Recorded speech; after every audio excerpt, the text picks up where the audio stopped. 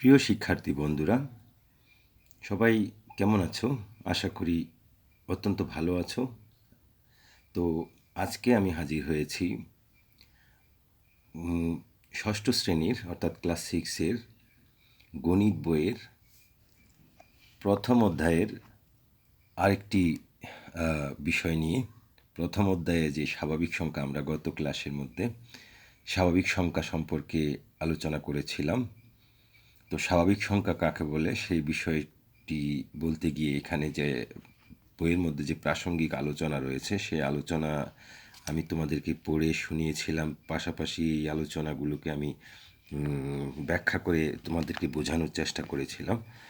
তো আশা করি সেই বিষয়টি তোমরা বুঝতে পেরেছো। আর গত ক্লাসে যেমন বলেছিলাম, এই ক্লাসেও আমি তোমাদেরকে বলবো একই কথা, যে দেখো, বই পড়ার কোনো বিকল্প নেই। ভালো দক্ষতা অর্জন করতে গেলে কোনো ক্লাসের কোনো নির্দিষ্ট শ্রেণীর পাঠ্য বইয়ের উপরে, পাঠ্য বইয়ে সন্নিবেশিত যেই বিষয়বস্তু, সেই বিষয়বস্তুর উপরে ভালো জ্ঞান অর্জন করার জন্য এবং দক্ষতা উন্নয়ন করার জন্য আমাদের সেই স্ব শ্রেণীর প্রত্যেক শ্রেণীর প্রতিটি বিষয়ভিত্তিক বিষয়ের উপরে যে আলোচনাগুলো থাকে প্রতিটি অধ্যায়ভিত্তিক, সেই অধ্যায়গুলো ভালো করে অধ্যয়ন করা এবং বারবার অধ্যয়নের মাধ্যমে সেখান থেকে আমরা দক্ষতা অর্জন করতে পারবো। এই অধ্যয়নের কোনো বিকল্প নেই। সেজন্য তোমাদের আমি বারবার স্মরণ করিয়ে দিচ্ছি যে পাঠ্য বইয়ের প্রতিটি বিষয়ে যে আলোচনা রয়েছে, প্রতিটি অধ্যায়ভিত্তিক সেই আলোচনাগুলো ভালো করে পড়া অর্থাৎ অধ্যয়ন করার কোনো বিকল্প নেই। এর মাধ্যমে আমরা দক্ষতা বা জ্ঞান অর্জন করতে পারবো এবং প্রয়োজনীয় দক্ষতা আমরা অর্জন করতে পারবো। আরেকটি বিষয় মনে রাখতে হবে যে কোনো মানুষ বা কোনো শিশু, কিন্তু অনেকেই বলে যে তার অমুক শিশু হচ্ছে জন্মগতভাবে খুব ব্রেনি, অর্থাৎ মানে বলা হয় যে কি ঈশ্বর প্রদত্ত বা আল্লাহ প্রদত্ত জ্ঞান নিয়ে তারা জন্মগ্রহণ করে। আমি মনে করি যে আসলে আল্লাহ তাআলা কোনো মানুষকে বিশেষ জ্ঞান দিয়ে পাঠান না। প্রত্যেককে সমান জ্ঞান দিয়ে আল্লাহ তাআলা প্রত্যেক শিশুকে দুনিয়াতে পাঠান। আমাদের মধ্যে সেই প্রতিটি শিশুর জন্ম নেয় স্বাভাবিক একটি বোধ বা জ্ঞান নিয়ে জন্ম নেয়।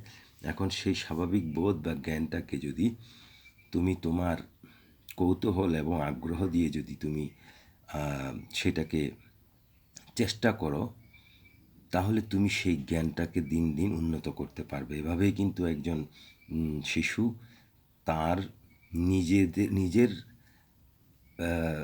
ইচ্ছায়, নিজের প্রয়োজনে এবং নিজের চেষ্টাতেই কিন্তু দক্ষ জ্ঞানী হয়ে উঠতে পারে। কোনো শিশু কিন্তু মায়ের পেট থেকে জ্ঞান নিয়ে জন্মগ্রহণ করে না। আর যারা বলে যে কোনো শিশু মায়ের পেট থেকেই জ্ঞান নিয়ে জন্মগ্রহণ করেছে, আবার কেউ মায়ের পেট থেকে জ্ঞান ছাড়াই জন্মগ্রহণ করেছে, এ ধরনের বক্তব্য বা যদি কেউ দেয় বা কেউ যদি বলে, তাহলে তোমরা এটাকে বিশ্বাস করবে না এবং বরং প্রয়োজনে পারলে সেটার প্রতিবাদ করবে। এটাই হচ্ছে বাস্তবতা। শিক্ষা জ্ঞান, যে কোনো ধরনের জ্ঞান মানুষ দুনিয়াতে এসে তার কৌতূহল বা আগ্রহ বা যে মনোযোগের উপর নির্ভর করে সে কতটুকু জ্ঞানী হবে। যদি তোমার জ্ঞান অর্জনের কৌতূহল না থাকে, জানার আগ্রহ না থাকে, তাহলে তো তুমি জ্ঞানী হতে পারবে না। তোমাকে জানার জন্য প্রথমত হচ্ছে আগ্রহ থাকতে হবে, তোমার ইচ্ছা থাকতে হবে। প্রথমত ইচ্ছার পরে হচ্ছে আগ্রহ, যে আমার ইচ্ছা আছে কিন্তু আমি আগ্রহটা কম, আমার তাহলে হবে না। তারপরে হচ্ছে আগ্রহ থাকলেও হবে না, এখন আমাকে পরিশ্রম করার যে মানসিকতা সেটাও থাকতে হবে। তাহলে পরিশ্রম প্রথমত হচ্ছে ইচ্ছা থাকতে হবে, তারপরে হচ্ছে আগ্রহ থাকতে হবে, তারপরে হচ্ছে পরিশ্রম করার মানসিকতা থাকতে হবে। এইভাবে ইচ্ছা, মনোযোগ, আগ্রহ এবং পরিশ্রম করার মানসিকতা যার থাকবে সেই কিন্তু জ্ঞানী হতে পারবে। সেজন্য আমাদের যে কোনো বিষয় যেখানেই আমার পড়ার দরকার সেখানে পড়তে হবে, যেখানে আমার পড়ে পাচ্ছি না, বুঝতে পারছি না, সেখানে আমি পার্শ্ববর্তী আমার চেয়ে বেশি যে জ্ঞান যার আছে বলে আমার মনে হয় তার কাছে জিজ্ঞেস করতে হবে। বন্ধুদের মধ্যে যে ভালো পারে তার কাছে জিজ্ঞেস করতে হবে। এখন বন্ধুদের মধ্যেও যদি সেই উত্তরটা আমি না পাই, তাহলে আমার শিক্ষকের কাছে যেতে হবে। এখন শিক্ষকদের মধ্যেও যদি আমি না পাই, তার মধ্যে বেশি ভালো পারে কোন শিক্ষক, তার কাছে যেতে হবে। এভাবে করেই আমরা আমাদের কাঙ্ক্ষিত যে জ্ঞানের পিপাসা, সেটা আমরা মেটাতে পারবো। আর যদি তোমার মধ্যে জ্ঞানের প্রচণ্ড পিপাসা থাকে, তাহলে তুমি কিন্তু সেই পিপাসা মেটাতে পারবে তোমার আগ্রহ এবং পরিশ্রমের যে যদি মানসিকতা থাকে। পরিশ্রম করতে হবে। যেমন ধরো তোমার প্রচণ্ড পিপাসা পেয়েছে, কিন্তু পানি পানের জন্য তুমি যে পিপাসার তৃষ্ণার্ত, তাহলে তোমার যে তৃষ্ণা মেটানোর জন্য তোমার পানি পাবে তুমি কোথায়? ধরো অনেক উঁচু একটা পাহাড়ের অপর পাশে গেলে তুমি পানি পাবে, সেখানে একটা পানির ঝর্ণা আছে, তুমি শুনেছ। এখন তুমি তৃষ্ণার্ত, তোমার পানির প্রয়োজন, না হলে তুমি পানি না পেলে তুমি মারা যাবে, কথার কথা। কিন্তু তুমি যদি সেই পিপাসা মেটানোর জন্য তোমার ইচ্ছা আছে, সে ঠিক আছে, কিন্তু তোমার যদি পরিশ্রম করে পাহাড় বেয়ে ওপারে, পাহাড়ের ওই পারে গিয়ে ঝর্ণা থেকে পানি আনার জন্য যে পরিশ্রমটা করতে হবে পানি আনতে, সেই পরিশ্রম করার যদি মানসিকতা তোমার না থাকে, এবং শুধু একদিন করলে হবে না, তোমাকে প্রতিদিন সেখানে যেতে হবে, তাহলে একটা ধারাবাহিকতাও থাকতে হবে। তুমি প্রতিদিন ওখানে গেলেই পানি আনতে পারবে। তাহলে একদিন পরিশ্রম করেছো তাতেও হবে না। তোমাকে পানি বাঁচতে হলে প্রতিদিনই ওখানে গিয়ে পানি আনতে হবে কষ্ট করে। এই যে পরিশ্রম করতে হবে, এবং পরিশ্রমটা শুধু একবার করলে হবে না, ধারাবাহিকভাবে বারবার করতে হবে নিজেকে বাঁচিয়ে রাখার জন্য। ঠিক তেমনিভাবে আমার জ্ঞানকে যদি আমি উন্নত করতে চাই, তাহলে আমাকেও শুধু আগ্রহ থাকলেই হবে না, ইচ্ছা থাকলেই হবে না, আমাকে পরিশ্রম করার মানসিকতা থাকতে হবে। পাশাপাশি সেই পরিশ্রম শুধু একবার দুবার করলেই হবে না, বারবার পরিশ্রম করতে হবে ধারাবাহিকভাবে। তাহলে আমরা কিন্তু জ্ঞানী হয়ে উঠতে পারবো, আমরা কাঙ্ক্ষিতভাবে ভালো মানের একজন দক্ষ শিক্ষার্থী হতে পারবো, স্টুডেন্ট। তা আশা করি বুঝতে পেরেছো।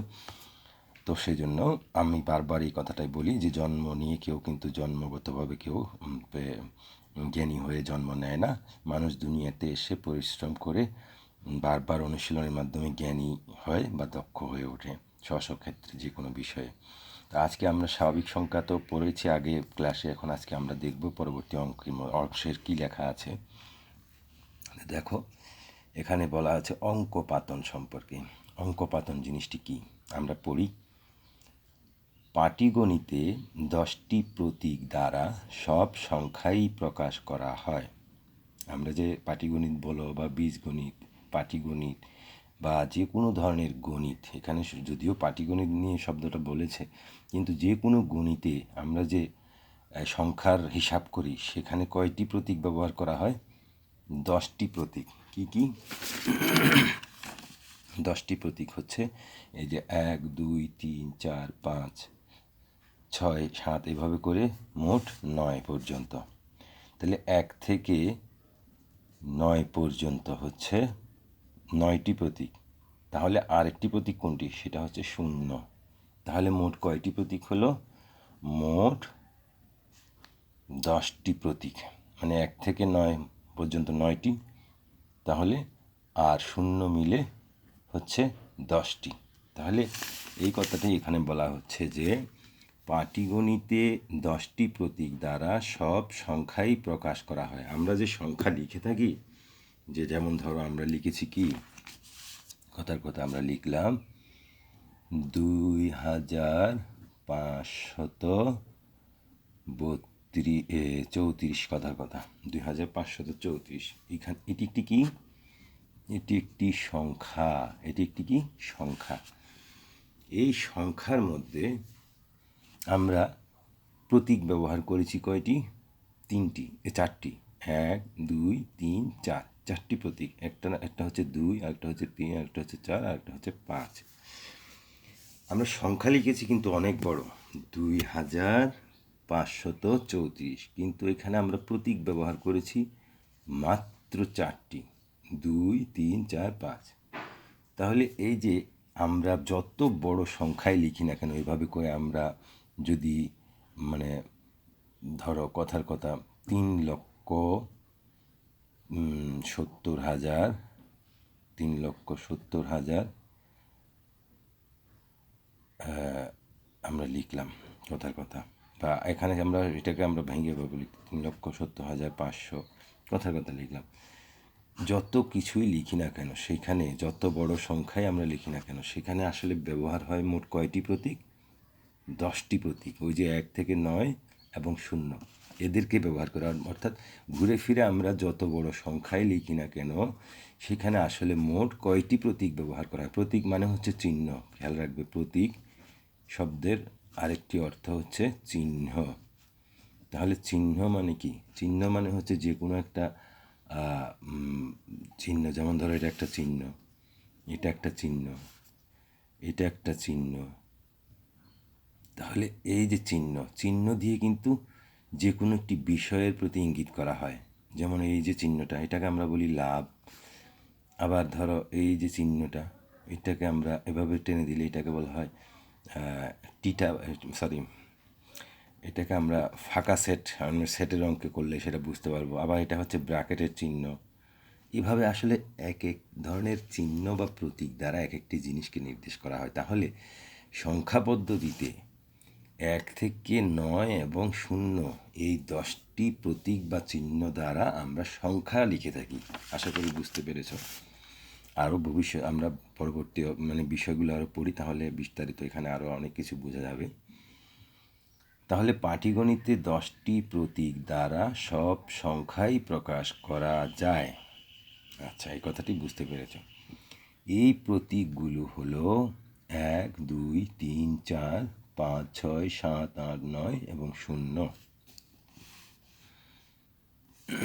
তারপরে হচ্ছে এগুলোকে অঙ্কও বলা হয়। তাহলে এই যে প্রতীক বা চিহ্ন 1, 2, 3 থেকে শুরু করে 9 পর্যন্ত এদেরকে আমরা অঙ্কও বলি। কি বলি?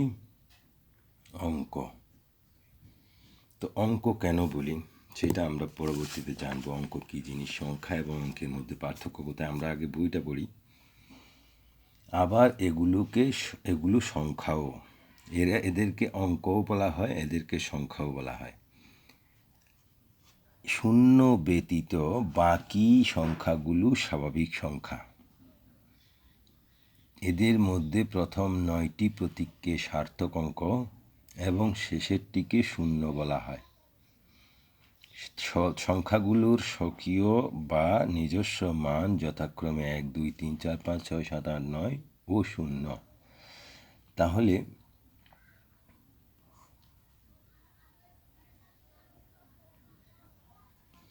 এখন আসি, এই যে কথাগুলো বললো সেগুলোকে আমি একটু বিশ্লেষণ করি তোমাদের বোঝার সুবিধার্থে। তাহলে প্রথম কথাটা বলা হচ্ছে যে এই যে পাটিগণিতে 10টি প্রতীক দ্বারা সব সংখ্যাকেই আমরা প্রকাশ করতে পারি।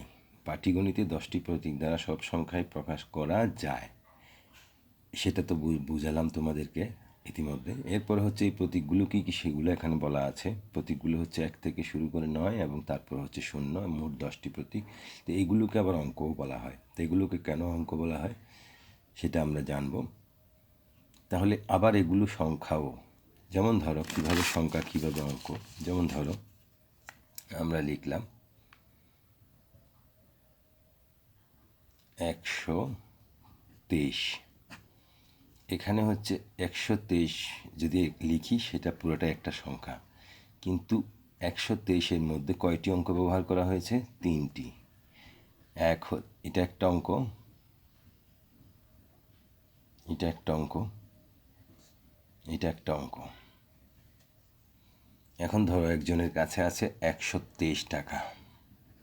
তাহলে এই কথাটা বোঝাতে গেলে আমাদেরকে পুরো 123 একসাথে লিখতে হবে। তাহলে এই যে তার কাছে কত টাকা আছে সেটা যদি আমরা সংখ্যায় প্রকাশ করতে চাই, যেমন ধরো ফাহিমের কাছে আছে 123 টাকা। আবার সামিরার কাছে আছে ধরো 50 টাকা। তাহলে সামিরার কাছে কত টাকা আছে সেটা বুঝাতে গেলে আমাদেরকে লিখতে হচ্ছে 50। তাহলে সামিরার টাকাকে সংখ্যায় রূপান্তর করে যদি প্রকাশ করতে চাই তাহলে আমাদেরকে সেখানে 2টি অঙ্ক ব্যবহার করতে হচ্ছে। ফাহিমের টাকার পরিমাণকে যদি সংখ্যায় প্রকাশ করতে যাই তাহলে আমাদেরকে সেখানে 3টি অঙ্ক ব্যবহার করতে হচ্ছে। আবার ধরো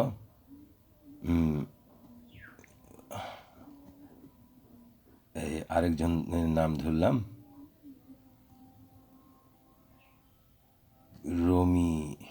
রমি কথার কথা রমি।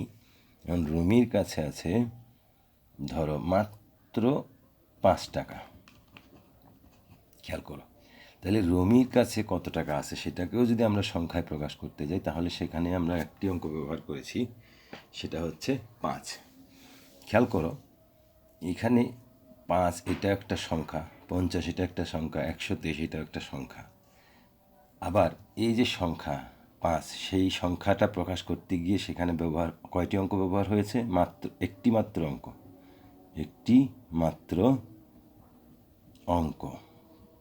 মাত্র অঙ্ক। তাহলে এখানে 5 একটি সংখ্যা, আবার 5 একটি অঙ্কও বটে। 50 একটি সংখ্যা, কিন্তু 50 সংখ্যাটি লিখতে গিয়ে সেখানে 2টি অঙ্ক ব্যবহার করা হয়েছে।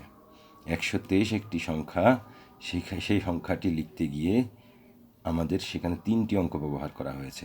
তাহলে বোঝা যাচ্ছে যে কি প্রতিটি অঙ্কই একটি সংখ্যা হতে পারে, একটি সংখ্যা হতে পারে। আবার প্রত্যেকটি সংখ্যার মধ্যে একটি অঙ্কও থাকতে পারে, আবার একাধিক অঙ্কও থাকতে পারে। যেমন এই সংখ্যাটির মধ্যে একটি মাত্র অঙ্ক, এই সংখ্যাটির মধ্যে 2টি মাত্র অঙ্ক, এবং এই সংখ্যাটির মধ্যে 3টি মাত্র অঙ্ক। সেজন্য বলা হচ্ছে যে এগুলোকে আমরা অঙ্কও বলি। কাদেরকে? যেই সংখ্যা প্রতীকগুলো আমরা ব্যবহার করে আমরা সংখ্যা লিখে থাকি, সংখ্যাকে প্রকাশ করে থাকি, সেই প্রতীকগুলো কি এগুলোকে আমরা অঙ্ক বলে থাকি, এগুলোকে আমরা সংখ্যাও বলে থাকি। তাহলে কখন সংখ্যা বলবো, কখন অঙ্ক বলবো সেটা বুঝতে পেরেছ। তার মধ্যে বলা হচ্ছে শূন্য ব্যতীত বাকি সংখ্যাগুলো স্বাভাবিক সংখ্যা। এই যে 1 থেকে 9 এবং তারপরে 0, মোট 10টি অঙ্ক বা প্রতীক, তার মধ্যে 0 ছাড়া বাকিগুলোকে বলা হচ্ছে স্বাভাবিক সংখ্যা। বাকিগুলোকে বলা হচ্ছে কি স্বাভাবিক সংখ্যা। এদের মধ্যে প্রথম 9টি প্রতীককে সার্থক অঙ্ক বলা হয় এবং শেষেরটিকে শূন্য বলা হয়। তাহলে আমাদেরকে মনে রাখতে হবে স্বাভাবিক সংখ্যাগুলো হচ্ছে শূন্যটা। আবার এখানে একটু মনে রাখবে, শূন্য ব্যতীত কথাটাকে বলছে এভাবে, শূন্য ব্যতীত বাকি সংখ্যাগুলো স্বাভাবিক সংখ্যা। এদের মধ্যে প্রথম 9টি প্রতীককে সার্থক অঙ্ক এবং শেষেরটিকে শূন্য বলা হয়। এই যে বলা হলো, এখান থেকে আমাদের কেউ যদি মনে করে যে না শূন্য, তাহলে কি শূন্য যেখানে থাকবে সেটা স্বাভাবিক সংখ্যা নয়? তাহলে বিষয়টিকে একটু পরিষ্কার করা যাক। এই কথাটা আসলে এইভাবে এই জন্যই বলছে যে যদি শূন্য যদি শুধুমাত্র এককভাবে লেখো, শূন্যকে যদি তুমি এককভাবে লেখো কারো সাথে না লিখে, শূন্যকে এককভাবে লিখলে তখন সেটা কিন্তু সার্থক সংখ্যা হবে না, সার্থক সংখ্যা হবে না। কিন্তু তুমি যদি শূন্যকে অন্য একটি সার্থক সংখ্যার ডান পাশে লেখো, যেমন ধরো 1-এর ডান পাশে লিখলে, এখন কিন্তু এই যে 1-এর ডান পাশে শূন্যকে লিখলাম, এখন এই 1-এর ডান পাশে শূন্য লেখার ফলে এটা হয়ে গেছে 10। তাহলে এই 10 কিন্তু পুরোটা মিলে একটা সার্থক কি সংখ্যা, এবং এটা স্বাভাবিক সংখ্যাও বটে। এটা একটা স্বাভাবিক সংখ্যা। সুতরাং আবার মনে করবে না যে শূন্য যেখানে থাকবে সেখানেই সেটা সার্থক সংখ্যা নয় বা স্বাভাবিক সংখ্যা নয়, এটা মনে করার কোনো কারণ নেই। আসলে এই কথাটি দিয়ে এখানে যে কথাটি বলেছে যে শূন্য ব্যতীত বাকি সংখ্যাগুলো স্বাভাবিক সংখ্যা, এই কথাটার মানে এই নয় যে শূন্য যেখানে থাকবে সেটা স্বাভাবিক সংখ্যা হবে না, এই কথাটি তা নয়। কিন্তু শূন্য ব্যতীত বাকি সবগুলো স্বাভাবিক সংখ্যা মানে হচ্ছে যদি তুমি যেমন ধরো 1, 2 আলাদা আলাদা করে লিখতেছো, 1 লিখলে, 2 লিখছো, 3 লিখছো, 4 লিখছো, 5, 6, 7, তারপরে 8 লিখছো, 9 লিখছো, এরপরে আরেকটা লিখছো 0, আলাদা আলাদা করে। এখন যদি তুমি বলো যে এখানে 1 2 3 এরা এই 9 পর্যন্ত এরা সবাই স্বাভাবিক সংখ্যা, কিন্তু 0 এটা স্বাভাবিক সংখ্যা নয়। কেন? কারণ এটা কি সম্পূর্ণ এককভাবে সে বসেছে, একাকী বসেছে। একাকী কোনো শূন্য যদি কোথাও থাকে সেটা স্বাভাবিক সংখ্যা নয়। কিন্তু যদি শূন্যকে কোনো সার্থক সংখ্যার পাশে বসানো হয়, শূন্যকে সার্থক সংখ্যার কোন পাশে? ডান পাশে, তাহলে কিন্তু সেটা আবার স্বাভাবিক সংখ্যা হবে। আশা করি বুঝতে পেরেছ। তাহলে এদের মধ্যে প্রথম 9টি প্রতীককে সার্থক অঙ্ক বলা হয়, শেষেরটিকে শূন্য বলা হয়। তাহলে শেষেরটিকে শূন্য বলা হয়, আর প্রথম 1 থেকে 9 পর্যন্ত এদেরকে বলা হয় সার্থক অঙ্ক। তো সংখ্যাগুলোর স্বকীয় বা নিজস্ব মান যথাক্রমে 1 2 3 এবং 0, এগুলো বলা হলো যে তাদের নিজস্ব মান কি। নিজস্ব মান 1 লিখলে 1 তার মান, মানে এই যে যেমন ধরো তার 1 যদি লিখি তার মানে একটি বস্তুকে নির্দেশ করতেছে। 2 লিখলে 2টি বস্তুকে নির্দেশ করতেছে। 3 লিখলে 3টি বস্তুকে নির্দেশ করতেছে। কিন্তু যদি আমরা 0 লিখি, 0 মানে কোনো বস্তুই নেই, কিছুই নেই, কোনো কিছুই নেই, তাহলে 0 ওর কোনো কি নেই। 0 যদি একাকী বসে তাহলে তার কোনো মান থাকে না, কোনো কিছুই নেই, তার কোনো মান নেই। সেই জন্যই বলা হচ্ছে যে সংখ্যাগুলোর স্বকীয় বা নিজস্ব মান যথাক্রমে 1 2 3 4 5 6 7 8 9 ও 0। আশা করি বুঝতে পেরেছ। এরপরে পরেরটা পড়ি। 9 অপেক্ষা বড় সব সংখ্যায় 2 বা ততোধিক অঙ্ক পাশাপাশি বসিয়ে লেখা হয়। 9-এর চেয়ে বড় সব সংখ্যাকে 2 বা ততোধিক অঙ্ক পাশাপাশি বসিয়ে লেখা হয়। কিভাবে? আমরা যদি 9-এর চেয়ে বড় কোনো সংখ্যা লিখতে চাই, 9-এর চেয়ে বড় সংখ্যা যদি আমরা লিখতে চাই কি, যেমন ধরো আমরা লিখলাম 1 2 3 4 5 6 7 8 9। এখন আমরা 9 পর্যন্ত লেখার পরে এর চেয়ে বড়, ওই যে বললাম 1 মানে হচ্ছে একটি বস্তু, 2 মানে 2টি বস্তু, 3 মানে 3টি বস্তু, 4 মানে 4টি বস্তু, এভাবে করে 9 মানে 9টি বস্তু।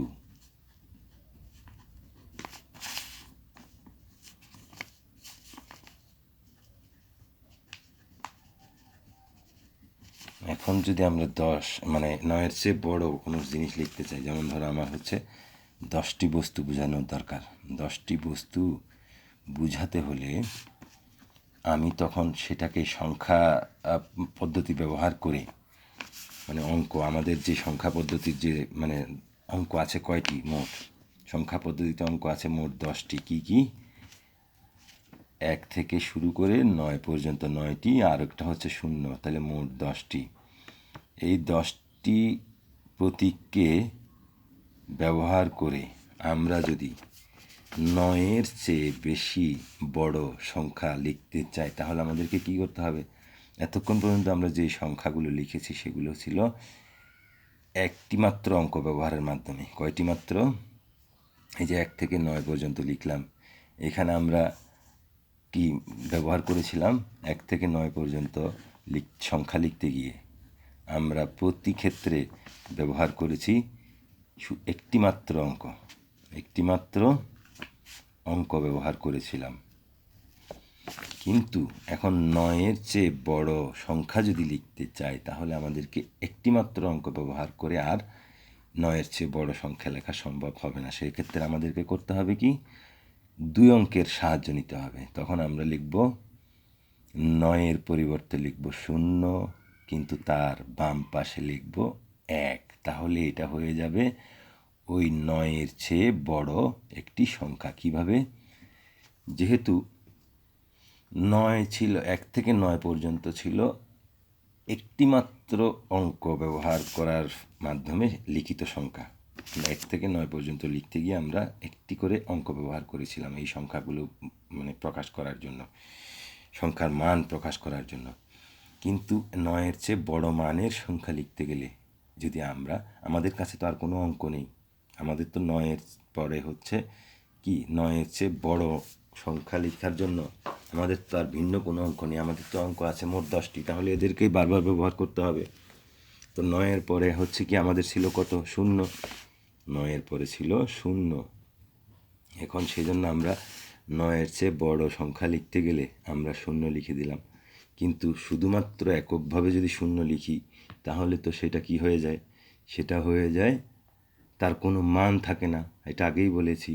তাহলে এখন যদি তাকে মানসম্পন্ন সার্থক অঙ্ক বানাতে চাই, তাহলে তার বাম পাশে যদি আমরা একটা সার্থক অঙ্ক লিখে দিই, তাহলে সেটা হয়ে যায় একটা স্বাভাবিক সংখ্যা বা মানসম্পন্ন সংখ্যা, এবং সেটা অবশ্যই এক অঙ্কে লিখিত সংখ্যার চেয়েও বড় মানের হবে। কেন? কারণ এক অঙ্কের চেয়ে 2 অঙ্ক তো বড় হবে মানে, সেটা যদি বোঝাতে চাই, যেমন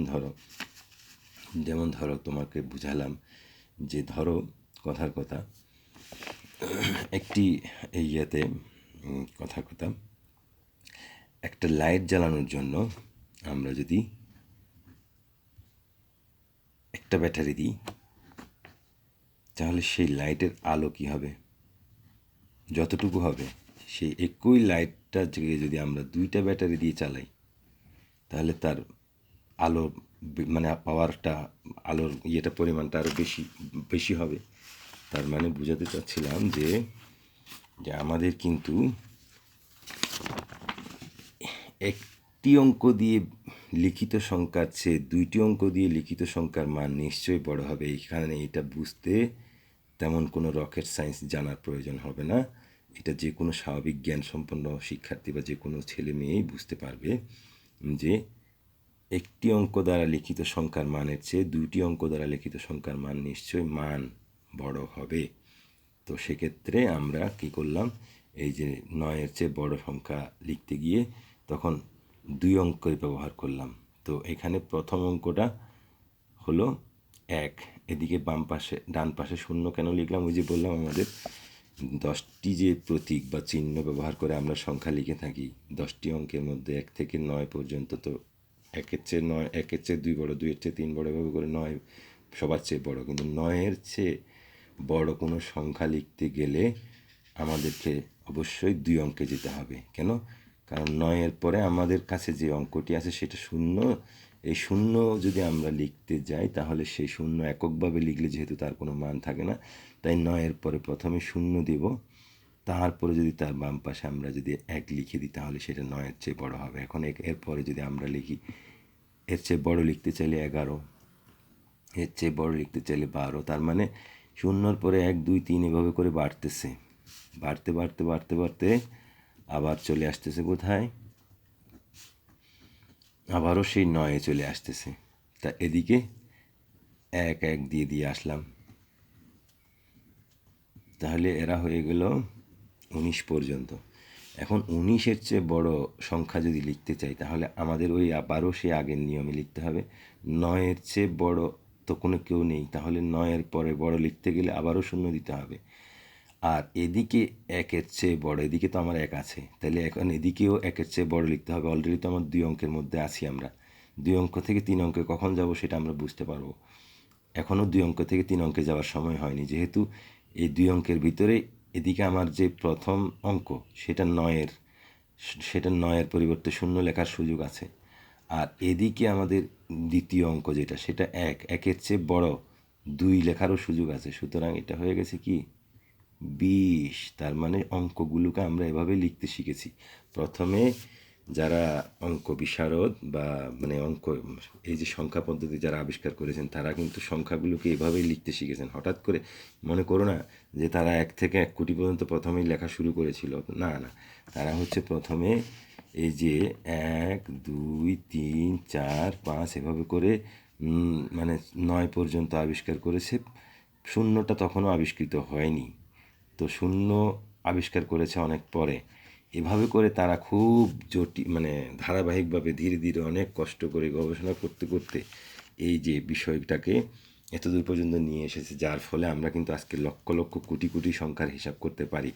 তো এই যে বললাম যে দেখো, তারা প্রথমে তো দেখলো যে 1 থেকে 9 পর্যন্ত লিখলাম, কিন্তু 9-এর চেয়ে বড় সংখ্যা লিখতে গেলে এখন আমাদের মানে কিভাবে লিখবো এই জিনিসটাকে সেভাবে তারা চিন্তা করে করে এভাবে ধারাবাহিকভাবে এসেছে যে 9-এর চেয়ে বড় সংখ্যা লিখতে গেলে আমাদের 1 অঙ্কের মধ্যে আর সম্ভব হচ্ছে না, আমাদের 2 অঙ্কে চলে যেতে হবে। তো 2 অঙ্কে যেতে গেলে আমরা 9-এর চেয়ে বড় সংখ্যা লিখতে গেলে 2 অঙ্কের আশ্রয় নেব।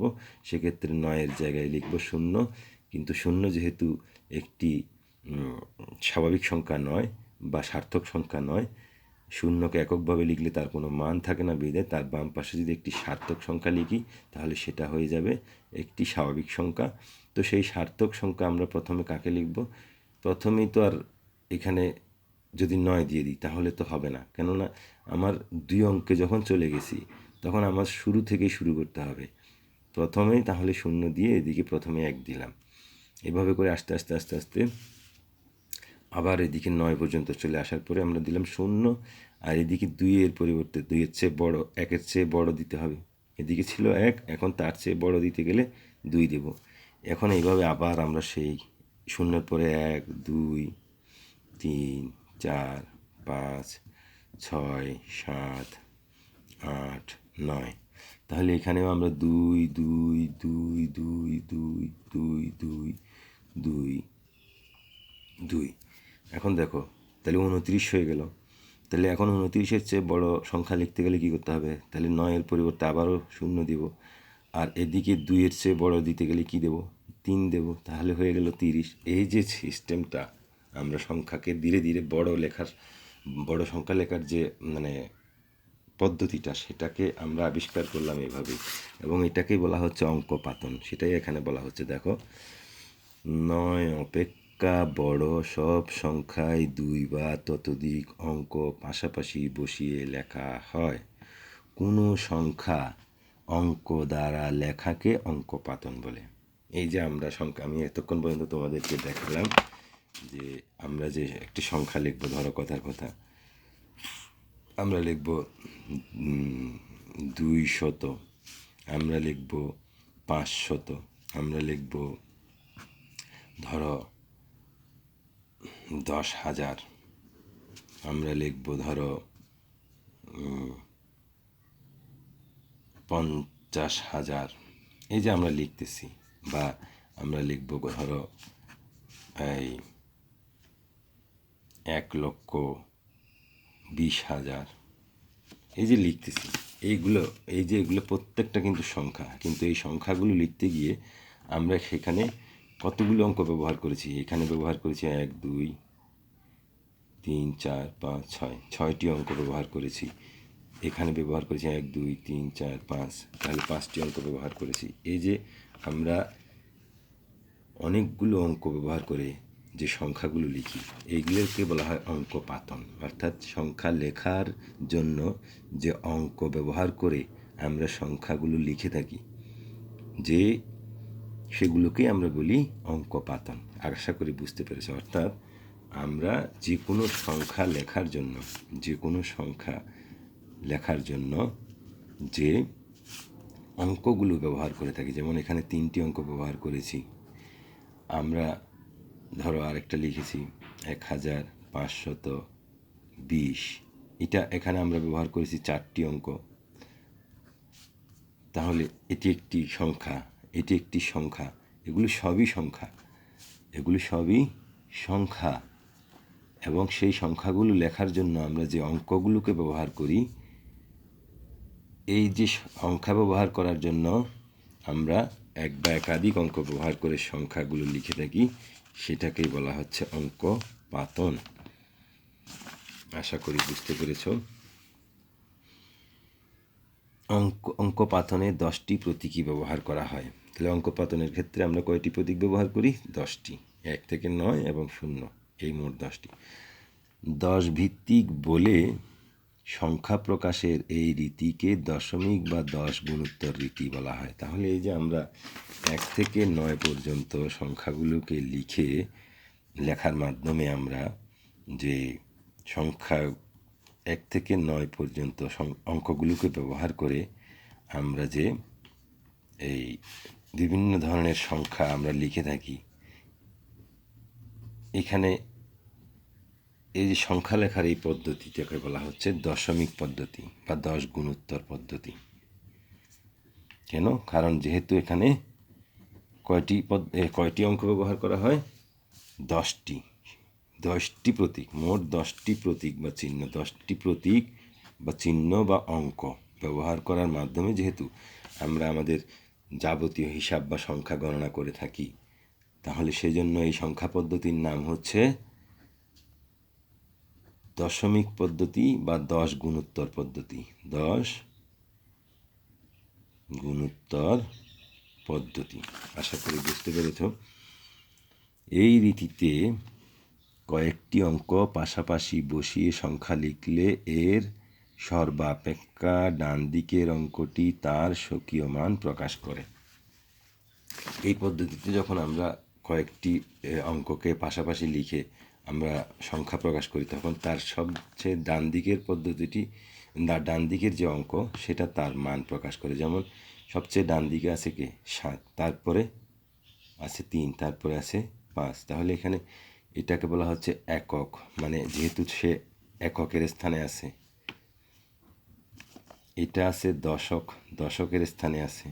এটা আছে শতকের স্থানে। তাহলে এইভাবে এই জন্য বলা হচ্ছে কি, এই রীতিতে কয়েকটি অঙ্ক পাশাপাশি বসিয়ে সংখ্যা লিখলে এর সর্বাপেক্ষা ডান দিকের অঙ্কটি তার স্বকীয় মান প্রকাশ করে।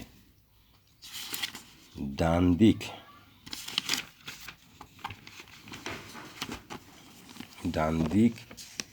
থেকে দ্বিতীয় অঙ্কটি তার স্বকীয় মানের 10 গুণ অর্থাৎ তত দশক প্রকাশ করে। তৃতীয় অঙ্কটি এর দ্বিতীয় স্থানের মানের 10 গুণ বা স্বকীয় মানের শতগুণ অর্থাৎ তত শতক প্রকাশ করে। তাহলে এইখানে বলা হচ্ছে যে এরূপে কোনো অঙ্ক এক এক স্থান করে বাম দিকে সরে গেলে তার মান উত্তরোত্তর 10 গুণ করে বৃদ্ধি পায়। তাহলে কি বোঝা যাচ্ছে? যে যখন কোনো একটি সংখ্যা আমরা লিখি, একটু লক্ষ্য করো যে যখন আমরা সংখ্যা লিখি, যেমন ধরো আমরা লিখলাম